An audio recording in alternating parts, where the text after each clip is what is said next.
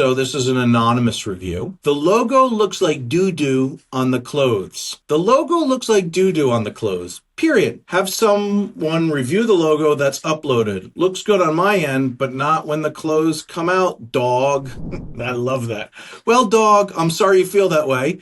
We use a lot of human labor to manage the artwork as it comes into our system. So the first thing we do about artwork and the way we manage artwork is every logo that's delivered to SquadLocker through users is looked at by a human being. We do that for a variety of reasons. One, we want to make sure we're not violating any license agreements or using a logo that is proprietary that we don't have the rights to, like a professional team or an NCAA team that's licensed. The other reason we do that is we want to make sure there's nothing offensive in the logo that would upset other people that would visit that store. But most importantly, we look at the logo because we want to be able to interpret the art that you've given us and make sure that it's going to replicate on the clothing in a manner that is feasible. Meaning, like if you put too large or too complex a logo that's on a hat, it'll be very difficult for us to consolidate that piece of art into a small space and embroider it. There's just different requirements for different types of art going on different areas of a garment. So that's the first part of our kind of intensive front end process as it relates to art. More importantly, we want to be able to anticipate the colors that you've given us and express them on the clothing in a manner that reaches your expectation. So at SquadLocker, we don't send out samples and say, is this your blue? Is this your red? Is this your orange? We take the data you give us, we correlate it to the next closest professional or collegiate sports colors, and then we kind of snap to those colors and send you in the mail something that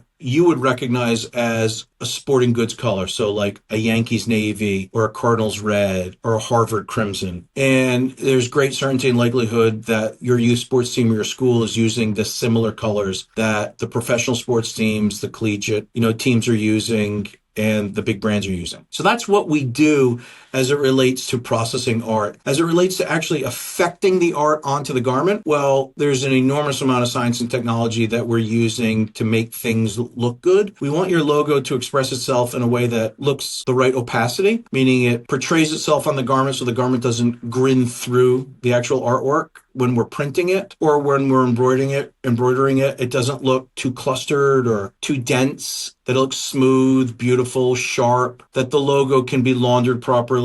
It can stretch and retract as the garment does so that there's no dimensional differentiation between the actual printing technique or the embroidery technique and the actual substrate or the fabric that we're putting it on. So unfortunately, anonymous customer, it sounds like we didn't do a great job for your garment, but I can assure you that there's an enormous amount of effort, logistics, science and technology that is going into everybody's logo when it comes into the company. But rest assured, if that garment didn't come out the way you wanted it, we have a no hassles return policy. You just got to hit the chat bubble or email us or reach out in the way that's most convenient to you. And we're going to make sure you get what you want in the end anyway.